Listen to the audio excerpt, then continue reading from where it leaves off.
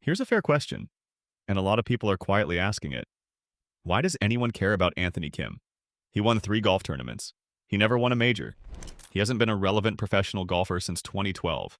On paper, he's a footnote. And yet when he walked back onto a golf course in 2024, after vanishing for 12 years, it was one of the biggest stories the sport had seen in a decade. Grown men who follow golf for a living lost their minds. So, what's the deal? Was Anthony Kim actually great, or is this just nostalgia for a guy who flamed out? Let's settle it because the real answer is stranger and sadder than either. Start with the disappearance because it's the reason he became a legend instead of a trivia answer. For about 12 years, Anthony Kim was, and I'm borrowing this from a golf writer because it's perfect, the sports version of Bigfoot, rumored to exist, occasionally sighted, never actually filmed. He was the best young golfer in America. And then, at 27, at the age when most players are just entering their prime, he was simply gone. Not retired. He never even said the word. He just stopped. And a wall of silence and rumor went up around him that lasted over a decade. But to understand why that vanishing act mattered so much, you have to understand what vanished. And this is the part people forget. Anthony Kim wasn't a guy with potential. For about 2 years, Anthony Kim was one of the best golfers on the planet. Full stop. Here's the rise, and it's absurd. He turns pro in 2006 out of Oklahoma, and in his very first professional tournament, he finishes second and pockets a check for about $300,000. Most players grind for years to make that. He did it in week 1. Then comes 2008, and this is the season that built the legend. He's 22 years old. At the Wachovia Championship, he doesn't just win. He wins by 5 shots over the defending British Open champion. And he shoots 16 under par, which broke the tournament scoring record. Whose record did he break? Tiger Woods.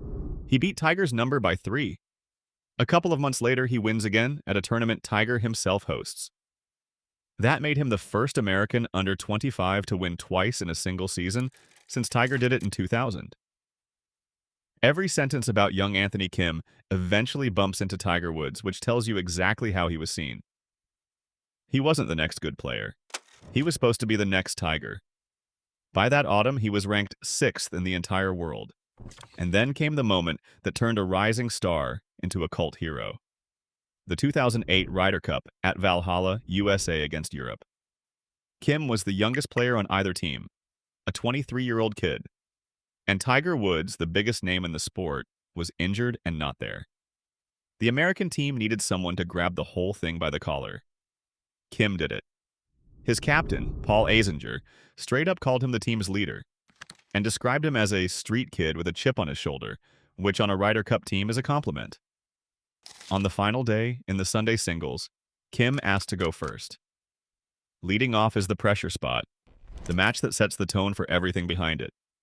And he was drawn against Sergio Garcia, one of the best players in the world, ranked 5th. Kim didn't just beat him, he dismantled him, 5-4.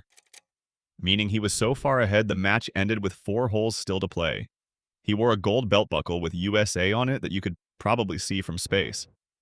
America won the Ryder Cup for the first time in 9 years, and the 23-year-old was the face of it. Now here's where I answer the actual question in the title, because so far this is just a highlight reel, and highlight reels lie. Anyone can look good for a weekend. So how good was Anthony Kim, actually, when you strip out the noise and look at the cold numbers? The answer is even better than the highlights suggest. There's a statistic in modern golf called strokes gained. It's the gold standard, the one the analysts trust. Because it measures exactly how many shots better than the field a player is, accounting for everything. And in that 2008 season, Anthony Kim ranked 3rd in strokes gained on the entire PGA Tour. Not 3rd among young players. 3rd, period. The only 2 men on earth playing better golf that year were Phil Mickelson and Sergio Garcia. Both future Hall of Famers in their primes. It goes deeper. A statistician went back and calculated that Kim's level of play that season, adjusted for his age, ranks as one of the 8 best seasons by any golfer 25 or younger in the last 20 years. He was 9th on tour in driving, top 30 in his iron play, a genuinely complete golfer with no obvious weakness. So let's put the was he overrated question to bed right now. By the one number that can't be faked, Anthony Kim was, briefly, a top 3 player in the world. The hype was not hype. It was accurate. Which is exactly what makes the rest of this so hard to take. If you're finding this as gripping as I do, digging into the real stories behind golf's biggest what-ifs is the whole point of this channel.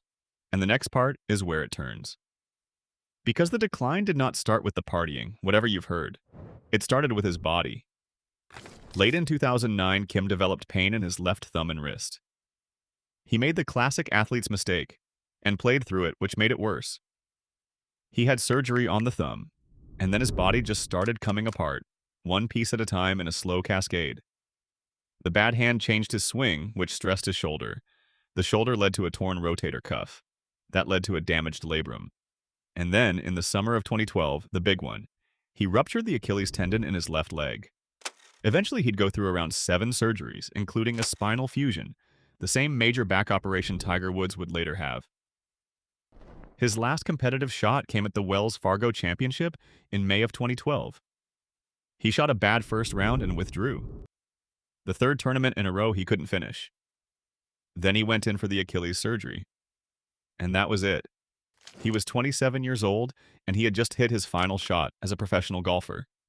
Though nobody, maybe not even him, knew it yet. Now the injuries are the spine of the story. But they aren't the whole story. And I'm not going to pretend they were. Because Kim himself hasn't. In his own words, since coming back, he has talked about battling addiction, an addictive personality, and what he called very dark demons during those years away. He said he was surrounded by the wrong people, scam artists who took advantage of him. There's a widely repeated detail which he confirmed, that at one point he was living mostly alone in a house with 6 dogs and 2 monkeys, barely going outside. At his lowest, he has said, doctors told him he might not have much time left. That was the wake-up call. I want to be careful here because it would be easy and cheap to turn this into a cautionary tale about a rich kid who partied it away. The truth the man himself tells is more human than that. He came into staggering money at 22. He said it himself, that he was attracted to shiny things and shiny people, and that everything moved too fast. He was a young man with more talent and more money than he knew how to hold, whose body betrayed him right as the pressure peaked, and who fell into some very dark places when the one thing he'd organized his whole life around was suddenly taken away. That's not a punchline. That's a tragedy that happens to a lot of gifted young people, most of whom we never hear about. But there is one more piece to this, and it's the piece that turned Anthony Kim from a sad story into golf's greatest mystery. Because there was a question nobody could answer for 12 years. Why didn't he come back? The injuries healed enough. He was eligible to return as early as 2013 on a medical exemption. He was still young, for over a decade.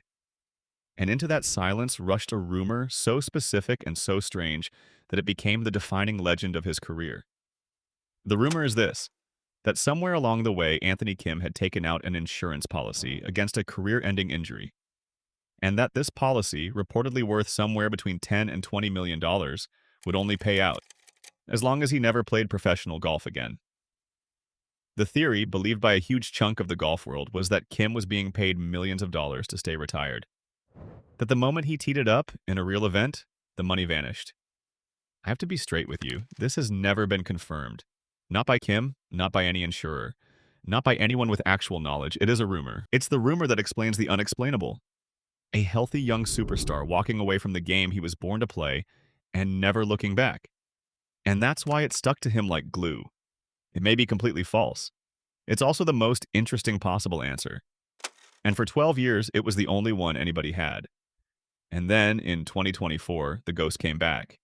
Anthony Kim signed with LIV Golf, the Saudi-funded league, and returned to competitive golf after 12 years away.